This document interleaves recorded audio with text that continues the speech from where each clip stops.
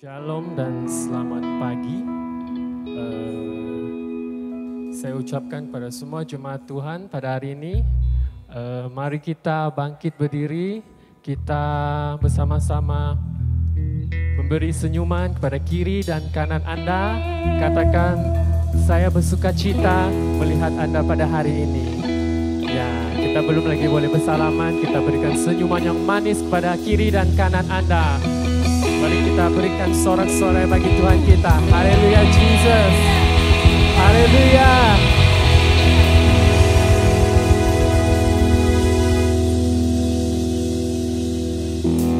Mari kita naikkan pujian ini.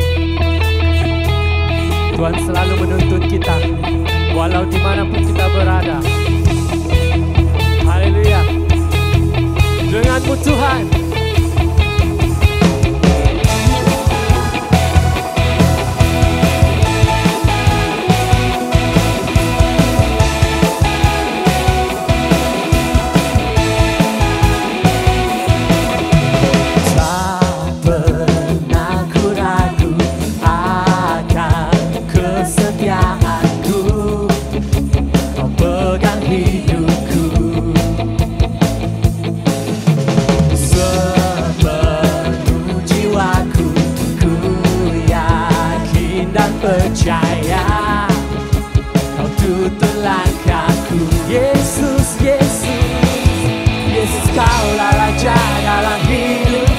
Berkuasa berjaya untuk selamanya. Hanya Kau Tuhan, sumber kekuatan. Kuasa-Mu tercurah bagiku senantiasa. Denganmu Tuhan, ku kan berjalan dari kemuliaan sampai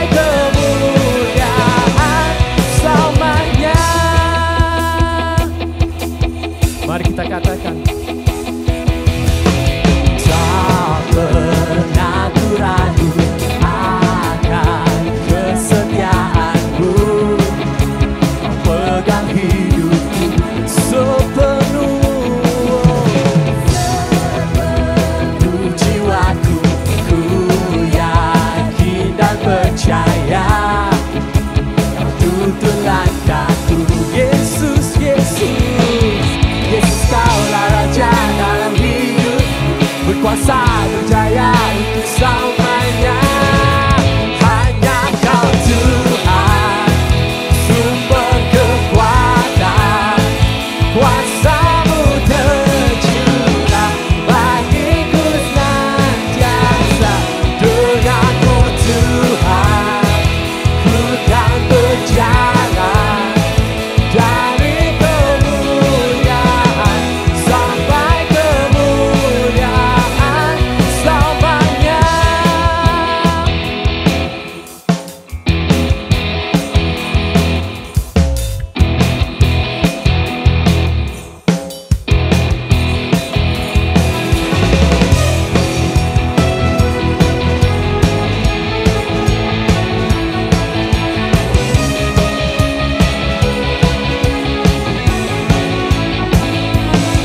Yesus, Kaulah Raja dalam hidup, berkuasa berjaya untuk selamanya. Yesus, Kaulah Raja dalam hidup, berkuasa berjaya untuk selamanya. Hanya Kau Tuhan, sumber kekuatan. Kuasa-Mu tercurah bagiku senantiasa.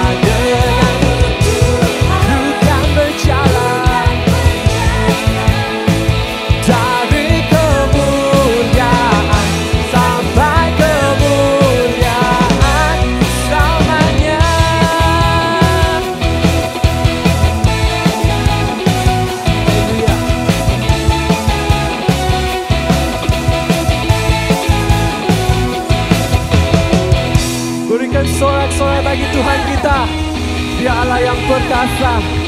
Haleluya Jesus. Haleluya. Yesus kita adalah Raja, Dialah yang perkasa. Dia akan menuntun kita walaupun kita dimanapun kita berada. Amin.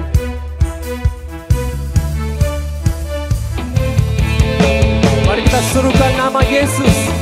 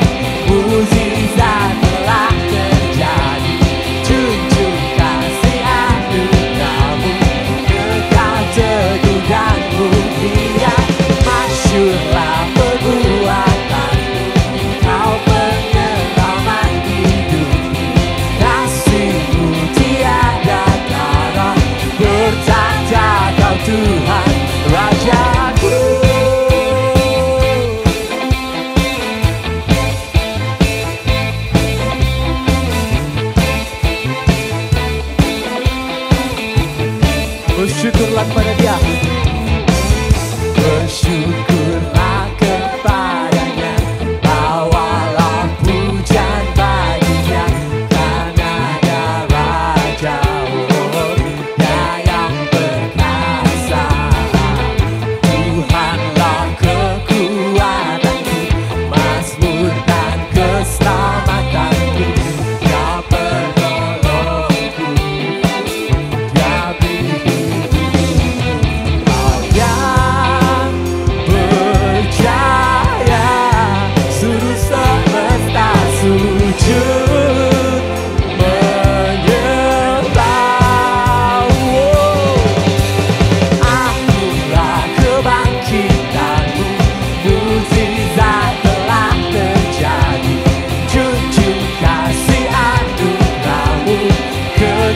teguh dan mulia, masyurlah perbuatanmu, Kau penyelamat hidupku.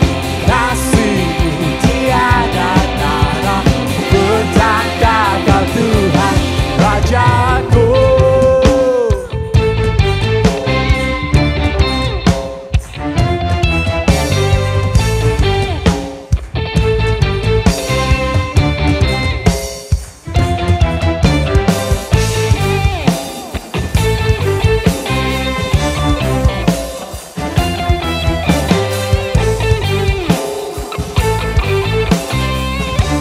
Jemaat katakan, Kau yang berjaya, seluruh semesta sujud. Kau yang berjaya, Kau yang berjaya, seluruh semesta sujud menyembah.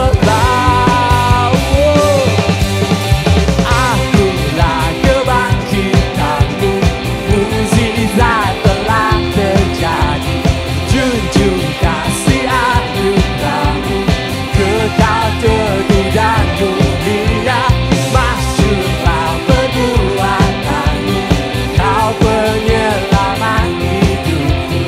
Kasih-Mu tiada tara, berkata Kau Tuhan Rajaku.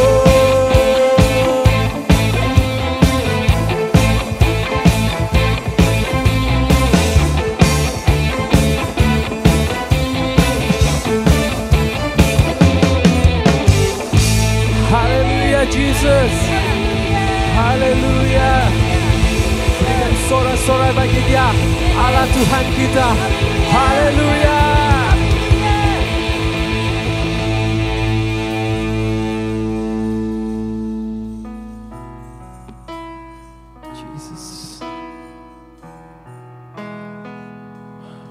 saat ini. Dan siapkan hati kita. Walaupun kita tahu setiap hari kita mempunyai masalah ataupun yang tidak senang pada dalam diri kita, kita luahkan pada hari ini. Kita berikan yang terbaik pada Tuhan. Kita sembah Dia. Kita sujud di hadapan-Nya. Haleluya Jesus. Oh Jesus. Haleluya Jesus.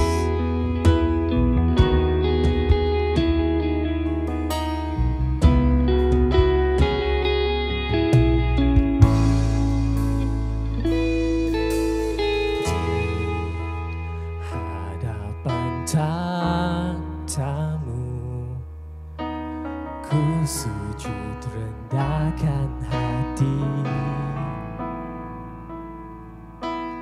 Ku taruh pengharapan hanya kepada Allah yang hidup. Yesus, Kau juru selamatku, penolong di setiap masa dan waktu. Yesus, Kau batu karangku, tak berkesudahan kasih setiamu padaku. Oh Jesus, kasih setiamu Tuhan. Suaramu Tuhan.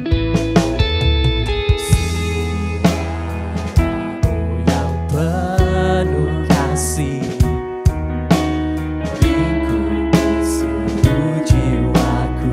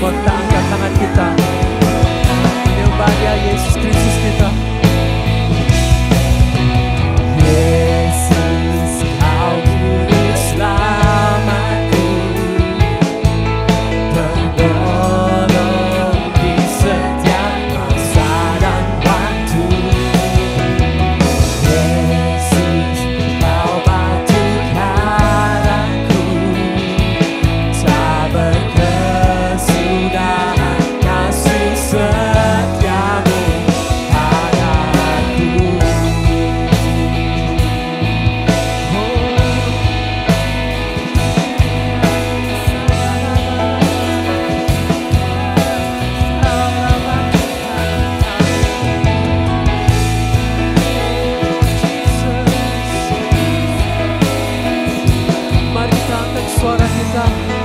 Yesus adalah batu karang dalam kehidupan kita. Oh Jesus, haleluya.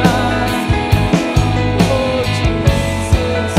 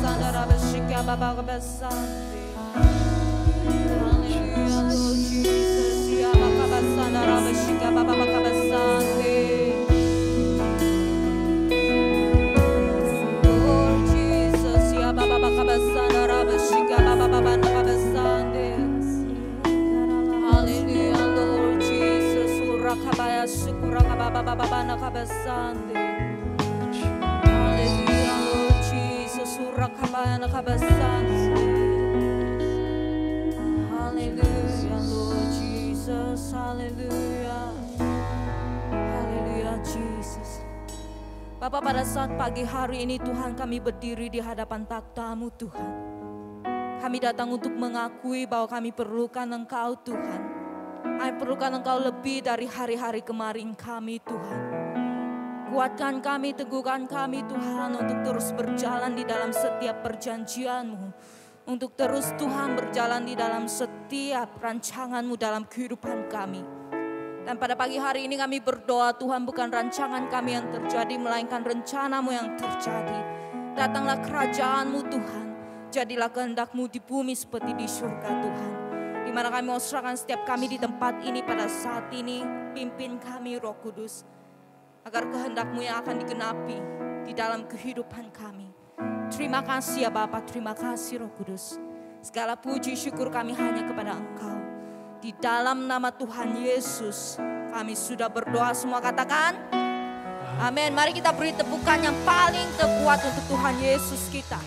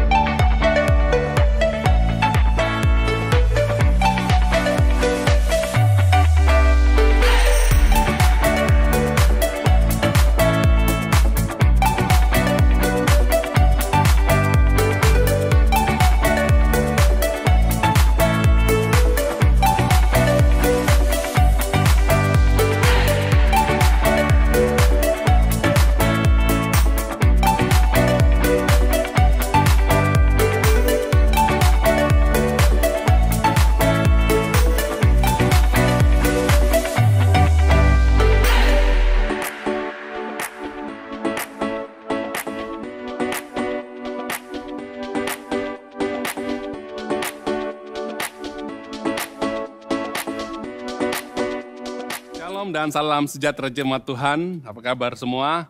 Saya berharap saudara dan saudari, keluarga semua dalam keadaan yang baik, dalam keadaan yang sehat. Puji Tuhan, kita sangat bersyukur karena pada pagi hari ini kita diberikan kesempatan sekali lagi oleh Tuhan untuk kita bisa beribadah bersama-sama, untuk kita bisa memuji dan menyembah Tuhan. Mari saudaraku, sebelum kita mendengarkan firman Tuhan yang saya akan sampaikan, mari kita berdoa untuk uang persembahan kita pada pagi hari ini. Mari kita berdoa.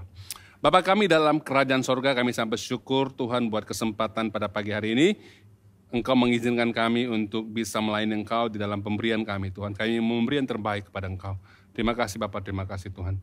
Dalam nama Bapa, Anak dan Roh Kudus kami bisa berdoa dan bersyukur. Haleluya. Semua yang percaya katakan amin. Puji Tuhan. Haleluya. Mari saudaraku, kita terus sambung tajuk firman Tuhan yang kita dengar, yaitu mengenai Roh Isabel. Ini adalah part ataupun siri yang kelima.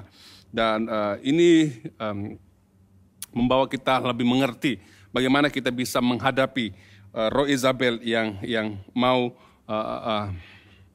menguasai dan mau merampas otoritas dari kehidupan kita, yang mau mengejar ataupun yang mau menjatuhkan kita. Saudaraku, kita perlu terus bersemangat, kita perlu tahu bagaimana menghadapi Roh Isabel yang ada di dalam keluarga kita, yang ada di dalam gereja Tuhan, di dalam persekutuan kita. Haleluya. Dan saya akan terbacakan di dalam 1 Raja-Raja pasal yang ke-9 ayat yang kedua hingga yang ke-4. 1 Raja-Raja 19, 1 Raja-Raja 19 ayat yang kedua hingga yang ke-4. Saya akan bacakan. Lalu Isabel mengutus seorang pesuruh kepada Elia dengan pesan, biarlah Tuhan mengazabkan aku bahkan lebih lagi jika esok pada waktu seperti ini aku tidak membuat nyawamu sama dengan nyawa seorang daripada kalangan mereka. Apabila diketahui hal itu, Elia bergegas pergi menyelamatkan diri. Sesampainya di Beersheba, wilayah Yehuda, ditinggalkannya pelayannya di sana, sementara dia pergi seorang diri kira-kira sejauh sehari perjalanan ke gurun. Di sana duduklah dia di bawah sebuah pohon arar dan memohon supaya dia mati saja. Katanya, cukuplah sekarang. Ya Tuhan, cabutlah nyawaku karena aku ini tidak lebih baik daripada nenek moyangku. Di sini kita melihat dalam cerita ini yang kita sudah juga dengar pada minggu lalu mengenai Isabel, dia mengukut Elia bahwa dia akan membunuh Elia, maka apa yang berlaku? Elia melarikan diri. Jadi saudaraku, apabila kita berhadapan dengan ugutan Isabel dan membuat kita merasa takut, dan biasanya jika kita tidak tahu menghadapi Roh Isabel ini, apa yang berlaku saudaraku? Kita akan sama seperti Elia, kita melarikan diri, kita mengasingkan diri, kita menyelamatkan diri kita daripada Roh Isabel. Kita tidak tahu bagaimana berhadapan ataupun bagaimana kita berkonfrontasi dengan Roh Isabel ini, sehingga kita bisa dengan otoritas yang Tuhan berikan untuk mengalahkan setiap siasat ataupun manipulasi Roh Isabel dalam kehidupan kita.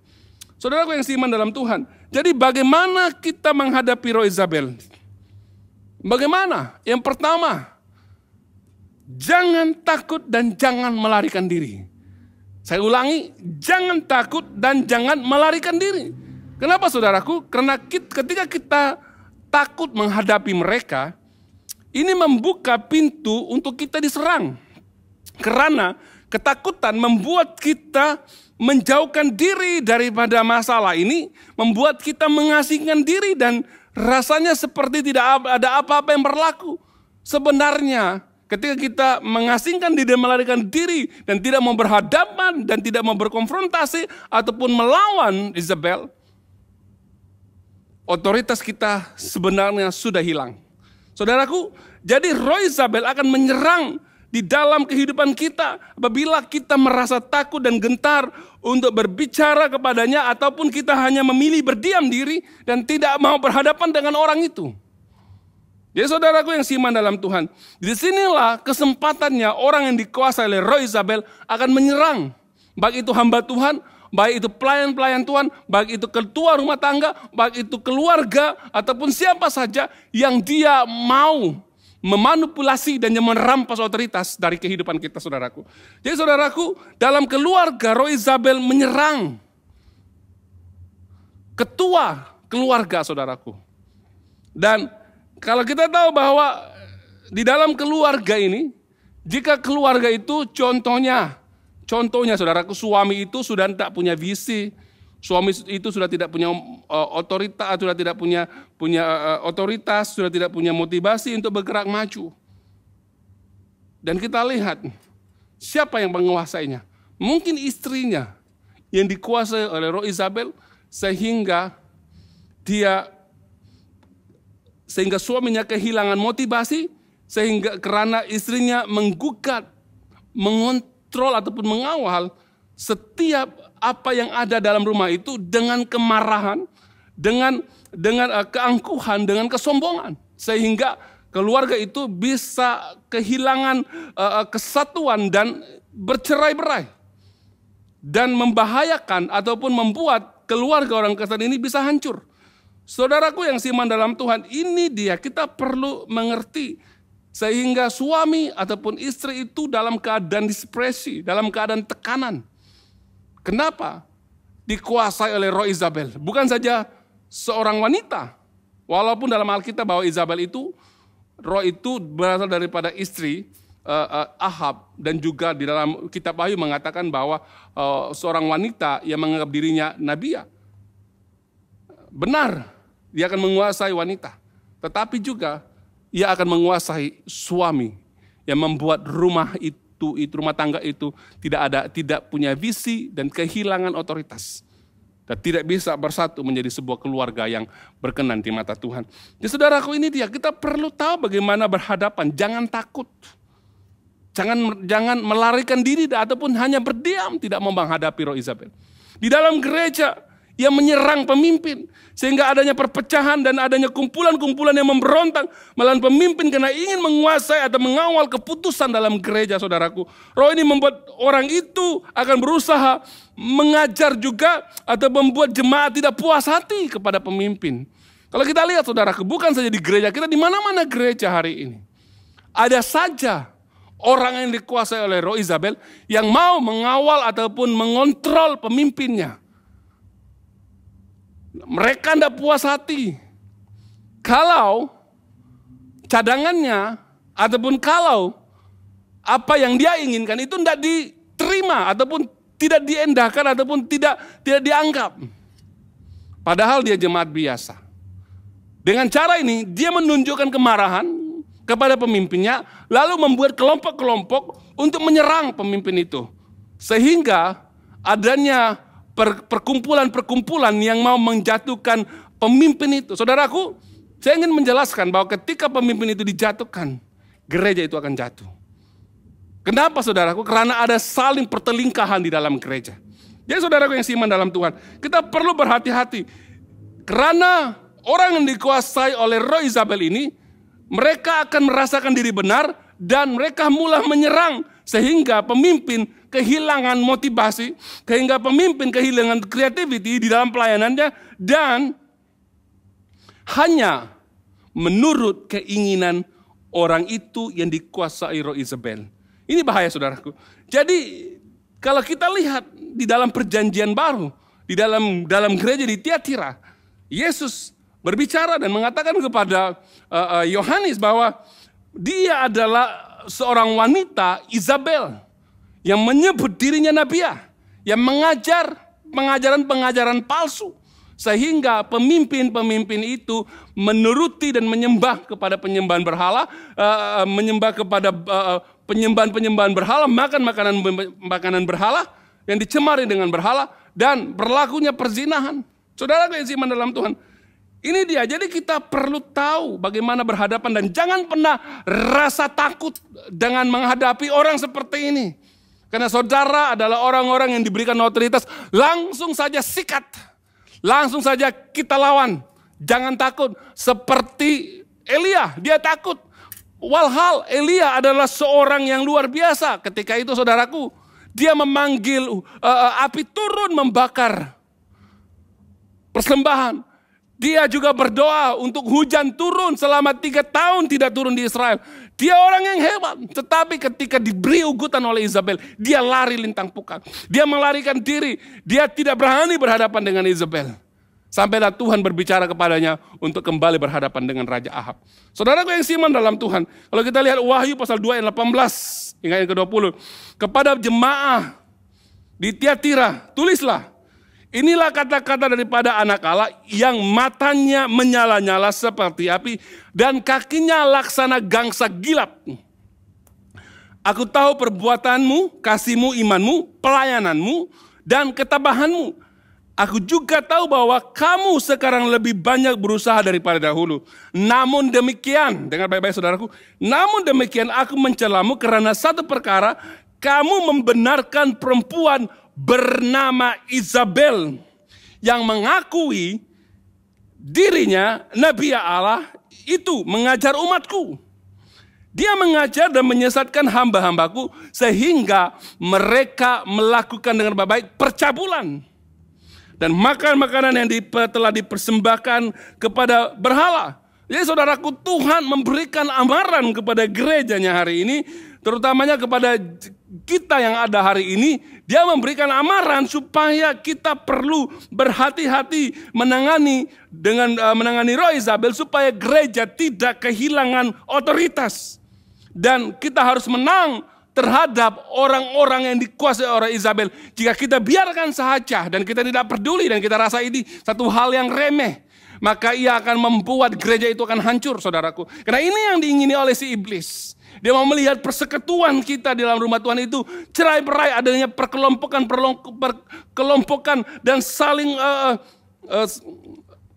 menghakimi satu dengan yang lain dan saling menjatuhkan pemimpin dalam gereja. Ini dia saudaraku, kita perlu berhati-hati. Dan kita jangan mengizinkan orang luar datang mengajar kita. Sehingga adanya pengajaran-pengajaran palsu dan membawa pengajaran baru untuk menarik jiwamu, untuk menarik engkau daripada persekutuan yang Tuhan telah letakkan dalam sebuah gereja. Dalam gereja ini contohnya, kamu keluar dan kamu membuat persekutuan yang baru dan kamu tidak tahu asal-usul orang itu. Ini bahaya saudaraku. Jadi yang diingini oleh Izabel. Mengapa kita mengizinkan dia mengajar dan mengawal kita? Ini karena kita tidak mau kontroversi ataupun adanya pergaduhan ataupun adanya masalah. Kita biarkan saja. Saudaraku yang siman dalam Tuhan. Ketika engkau di dalam gereja ataupun engkau di dalam kelompok sel. Ataupun dalam persekutuan yang di bawah naungan gereja. Saudaraku, jika ada orang ini dalam perkumpulan saudara. Jangan katakan, enggak apa-apa, biasa. Orang itu memang begitu sifatnya. Lama-kelamaan, dia akan menghancurkan persekutuan di situ. Dia akan membuat saudara diserang. Dia akan mencari kelemahan saudara dan menyerang saudara. Sehingga dia bertindak sebagai seorang pemimpin. Padahal dia bukan orang yang Tuhan kehendaki. Dan dia menghancurkan. Dan orang-orang seperti ini saudara, ketika engkau bertemu dengan dia, apa yang berlaku? Engkau tidak aman dan engkau tidak nyaman. Dan saya percaya, ramai pemimpin-pemimpin gereja alami hal yang seperti ini. Ketika engkau berjumpa jemaat itu, engkau rasa tidak aman, tidak enak. Kenapa Karena orang ini sembrono. Sentiasa mencari kesalahan pemimpinnya. Sentiasa tidak sehaluan dengan pemimpinnya. Dia punya visi sendiri. Dia suka merajuk. Dia tidak datang ke gereja karena pendapatnya tidak diterima. Dan apa yang berlaku di luar daripada gereja, dia mengumpulkan kumpulan-kumpulannya untuk menyerang. Sehingga dia melihat gereja itu dihancurkan. Inilah roh Izabel yang ada pada akhir-akhir ini.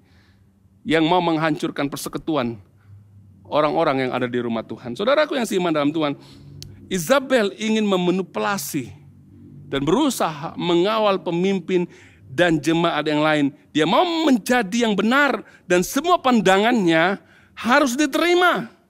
Jika dia tidak didengarkan, maka dia akan membuat kontroversi. Ataupun dia akan membuat kucar-kacir dalam gereja. Sehingga dia mau melawan orang yang menentang pendapatnya. Melawan gereja, melawan pemimpinnya.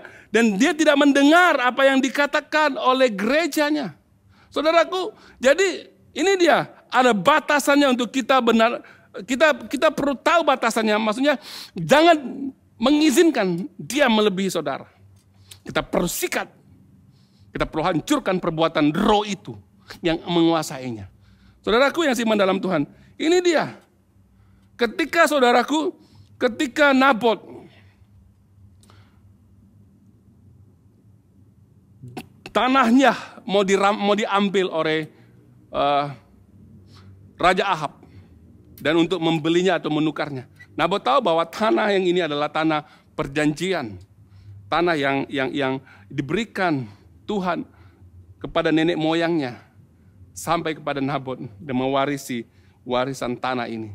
Tetapi Raja Ahab mau mengambil tanah ini karena tanah ini berdekatan dengan istananya. Tetapi Nabot berdiri. Dia katakan tidak, saya tidak akan menjual tanah ini ataupun menukarnya dan memberikan kepada raja. Karena tanah ini adalah milik pusaka keturunan nenek moyang diberikan oleh Tuhan. Apa yang berlaku saudaraku? Nabot berdiri teguh dengan kebenaran ini. Berdiri teguh dengan apa yang menjadi miliknya. Dengan otoritas yang diberikan atas tanah itu kepadanya. Apa yang berlaku saudaraku? Dia tetap mempertahankan kedudukan tanah itu. Akhirnya Isabel dapat tahu akan hal ini. Lalu dia difitnah dan dituduh memenderhaka kepada Raja Ahab. Lalu dia dibunuh sehingga dia mati saudaraku. Mempertahankan apa yang menjadi otoritas dan miliknya. Sama dengan kita saudaraku. Kita perlu melawan dan jangan lari. Tetap bertahan. Kenapa saudaraku? Karena saudara memiliki otoritas di dalam Tuhan.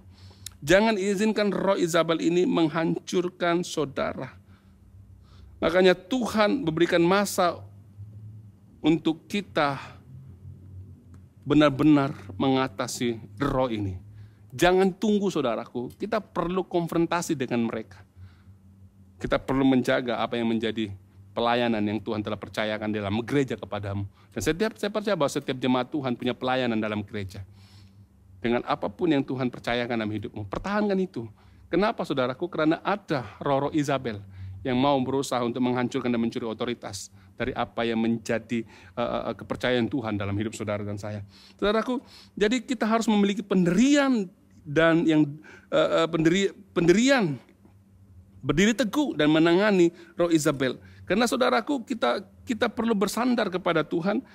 Kita hanya bersandar kepada Tuhan, kita dapat bertahan menghadapi mereka, dan kita bisa menggunakan otoritas yang diberikan oleh Tuhan untuk kita menyelesaikan masalah ini dan bertindak dengan segera, saudaraku. Gunakan otoritas kita yang Tuhan berikan. Ketika bangsa Israel keluar dari Mesir, apa yang berlaku, saudaraku? Firaun dan kuda dan laskar-laskar Firaun menyerang dari belakang. Dan ketika itu Musa memimpin bangsa Israel keluar daripada Mesir dan masuk menuju ke tanah yang Tuhan telah janjikan. Dan sebelum dalam perjalanannya itu musuh dari belakang sedang menyerang. Di depan ada Laut Merah. Dan apa yang berlaku saudaraku? Tuhan telah memberikan sebenarnya otoritas kepada Musa. Tongkat yang di tangannya itu melambangkan otoritas. Tetapi ketika musuh datang dari belakang, di depan juga ada Laut Merah. Ketika itu bangsa Israel dalam keadaan terjepit.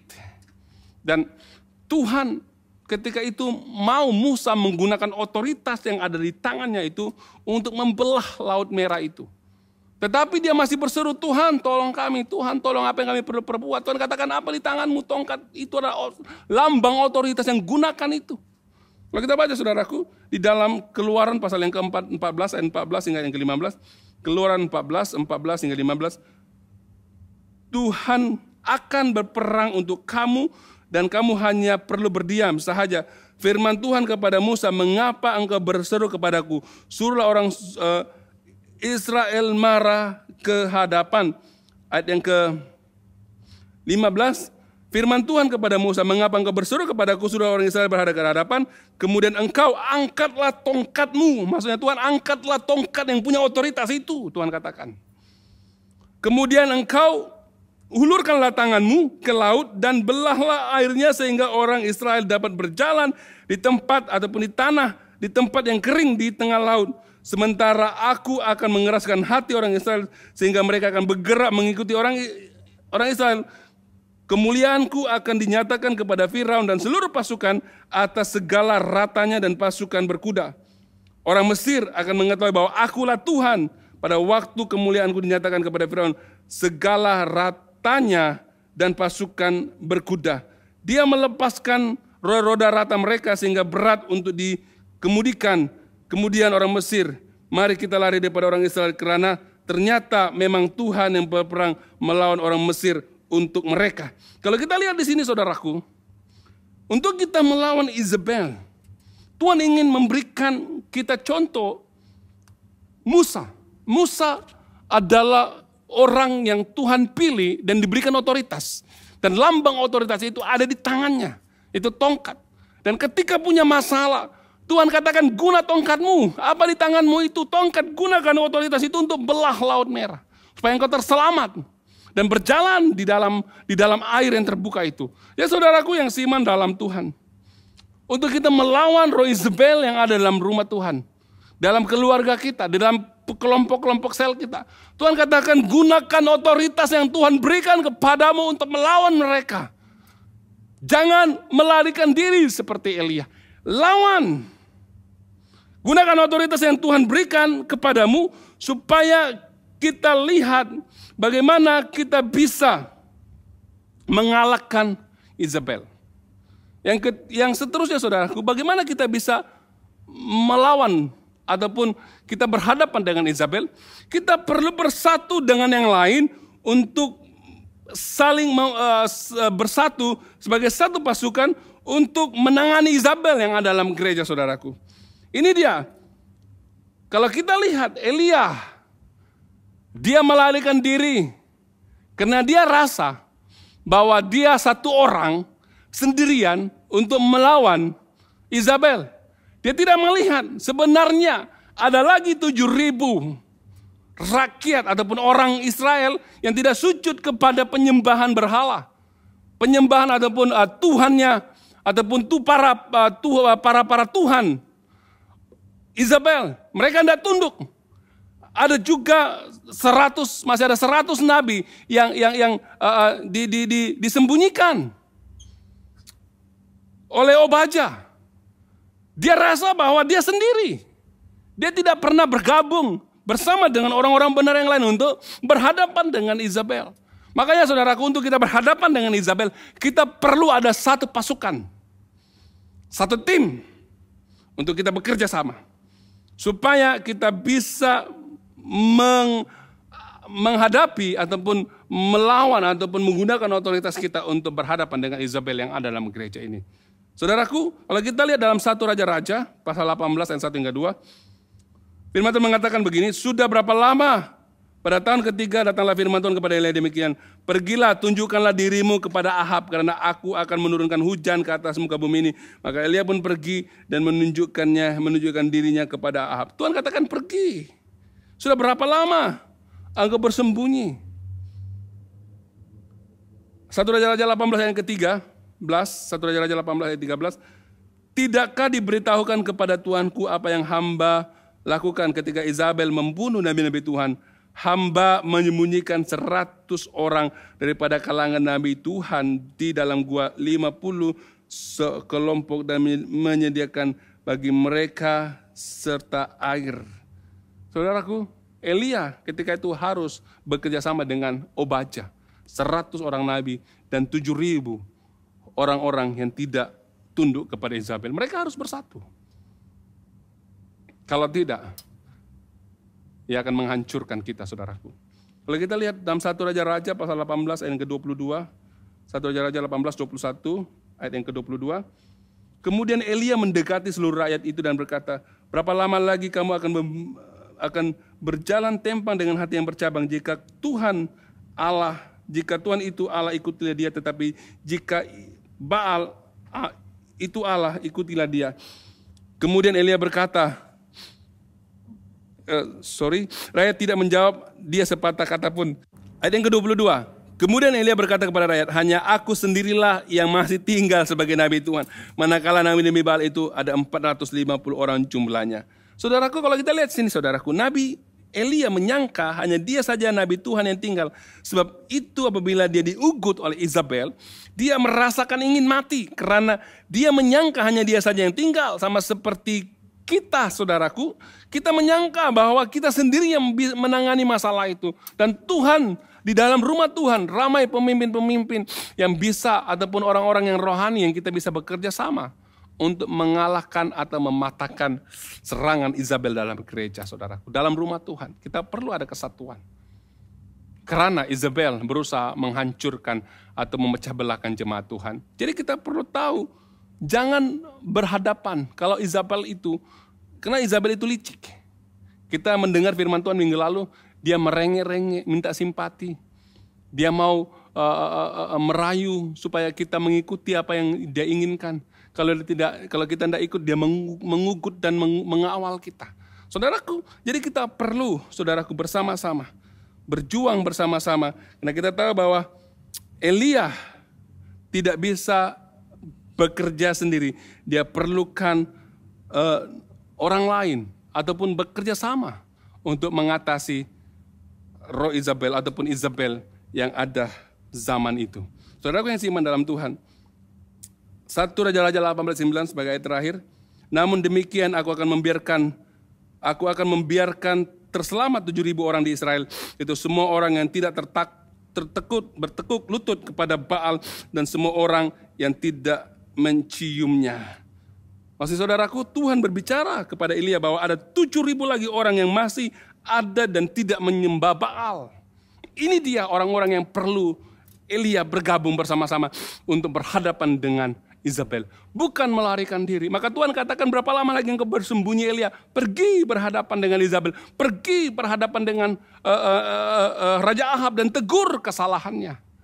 Berkonfrontasi dengan dia, tegur supaya bangsa Israel itu tidak berada di bawah pengaruh Izabel. Saudaraku yang seiman dalam Tuhan, kita perlu mengerti, kita perlu bersatu untuk mengalahkan Izabel yang mau menghancurkan rumah Tuhan, yang mau menghancurkan gereja Tuhan, yang mau menghancurkan keluarga orang Kristen. Terus tetap kuat, berdiri teguh, jangan melarikan diri, hadapi Izabel karena engkau punya otoritas yang Tuhan berikan. Sehingga kemuliaan Tuhan dinyatakan di tengah-tengah gereja ini, di tengah-tengah rumah Tuhan, di tengah-tengah keluarga kita. Haleluya, mari kita berdoa. Bapa di sorga, kami sambut syukur Tuhan buat firman-Mu pada pagi hari ini Tuhan. Mengatakan bahwa kami punya otoritas untuk berhadapan dengan Izabel yang mau menghancurkan rumah Tuhan, menghancurkan gereja Tuhan, menghancurkan keluarga Tuhan, keluarga-keluarga yang rohani. Kami percaya Tuhan, kami perlu berhadapan dengan berani. Kami tahu Tuhan, Engkau memberikan kami otoritas. Engkau mau kami tidak melarikan diri dan berhadapan dengan mereka Tuhan. Engkau mau kami tidak hanya berdiam diri dan membiarkan hal ini berlaku. Karena ia akan menghancurkan rumah Tuhan. Kami perlu Tuhan berhadapan dengan mereka Tuhan. Kami perlu kuat dan kami percaya bahwa ada otoritas yang Kau telah berikan buat setiap kami Tuhan. Setiap umat-Mu Tuhan untuk berhadapan dengan roh Izabel. Tuhan, Engkau juga menyatakan bahwa kami perlu bersatu untuk menyerang atau untuk berhadapan dengan roh ini Tuhan. Sehingga Tuhan kami bisa menjadi orang-orang yang luar biasa di mata Tuhan dan bisa menyatakan kemuliaan Tuhan. Terima kasih Tuhan. Berkati umat-Mu, berkati kami semua Tuhan. Biarlah firman-Mu itu menjadi kekuatan dalam kehidupan kami untuk kami terus berjalan di dalam rancangan dan hadirat Tuhan. Terima kasih Bapak, terima kasih Roh Kudus. Hamba serahkan semua ke dalam tangan-Mu Tuhan. Firman Tuhan yang telah selesai ini, ibadah Tuhan, ibadah kebaktian yang telah selesai ini ke dalam tangan-Mu. Dalam nama Bapa, Anak dan Roh Kudus, kami sudah berdoa dan mengucap syukur. Haleluya. Semua yang percaya katakan, amin.